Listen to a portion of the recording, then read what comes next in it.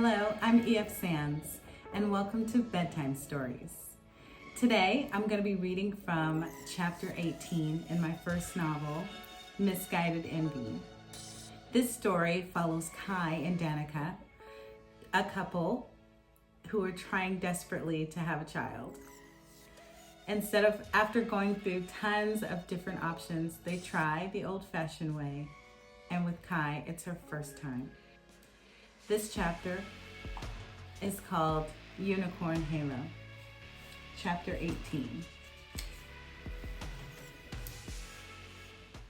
Smells like woman. I love that smell, Edward says as the elevator door opens. He follows us into the penthouse and is greeted by Calvin, our Persian cat, who strangely lived in the building before us or anyone else. The doorman says Calvin was here during construction and never left. He basically adopted us when we moved in. Calvin purrs and rubs his back against Edward's legs, almost like he's happy to see another male in the house. I personally can't recall a time when a man was in this house other than Dominic, the volunteer from last night. But he was hardly a man. Calvin never behaves this way towards anyone. I think he likes you. I greet Calvin with a pat behind the ears. Now for that nightcap, Danny says, bouncing off towards the kitchen. Edward follows me into the living room and continues to the large picture window overlooking the Vancouver waterfront when he pauses to take in the view. The fireplace turns on. The ambient music starts to play. I'm startled, then I realize that Danny is using her app from the kitchen, undoubtedly trying to set a mood. Wait a minute, Edward turns around. Fireplace, music, drinks.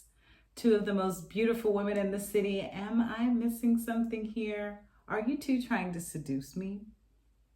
He flashes a flirtatious smile in my direction. It makes the hairs on my arms stand up and my body feels some kind of way. No Jameson, but I have Macallan, Danny says, passing me, then Edward, a bucket glass, each with 2 fingers of scotch. Cheers. We all raise our glass for a celebratory clink. Cheers. I'm not too drunk, but drunk enough that this whiskey is not going to feel that great in the morning.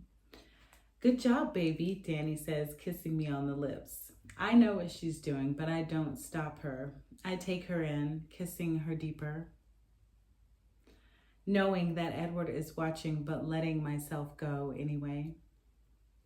Edward takes the rest of his drink down in one gulp and simply stands, watching the show.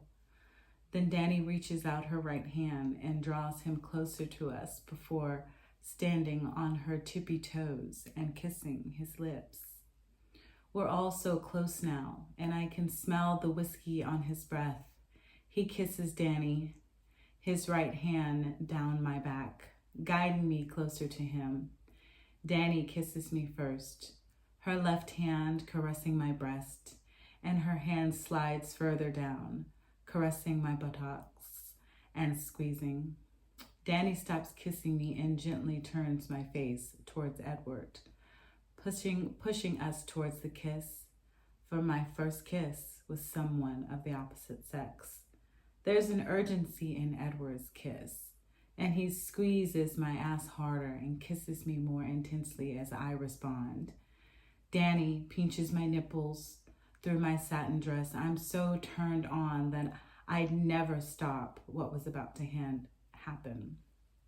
Danny steps behind the center and removes his jacket while he's still kissing me, exposing firm, athletic shoulders through a blue satin cotton finish shirt. He removes his own tie before unbuttoning his pants, offering the first glimpse of his beautiful body. Chiseled abs, the man works out, and it feels amazing when he pulls me closer into his large, strong frame. All my arms, he grabs my hair, pulling it back to expose my neck before kissing it, and gently biting, sending chills down my spine. Danny reaches to the hem of my dress and lifts it over my head with the help of Edward, who immediately kisses the top of my breast's exposed cleavage. He finds my nipple through the black lace bra and sucks, then pulls my breast out of my bra and takes the weight of them into his hands. He seems captivated.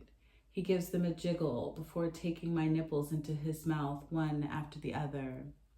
I can't control myself, and instead of words, creeps from my lips.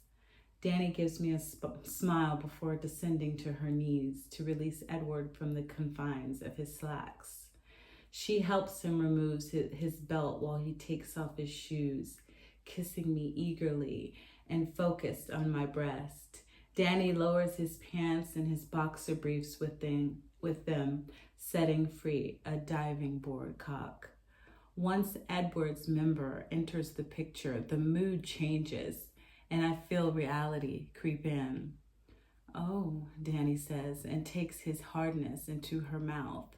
I've never heard her make such noises in real life. All the hetero porn sounds of choking, gagging, and sucking. I'm abruptly reminded that my wife was once a professional porn star.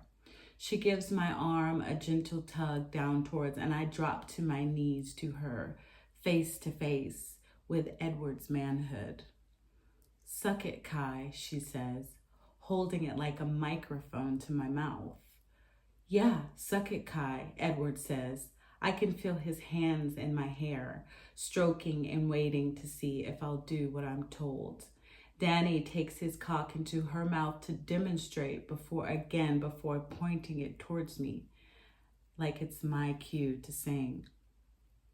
It's not an ugly dick. The color's nice with an even tone. The size is a little more than I imagined, but I've never seen a penis this close before. I close my eyes and take my hardness into his mouth and start the suck the way Danny did. I feel his hand move into my hair, gently pushing my head down toward him, begging me to take more and go deeper. That's all for tonight. Thank you for joining me for Bedtime Stories. My name is E.F. Sands. Join me next time for my next episode, episode 3. Thank you for watching. I'll see you next time.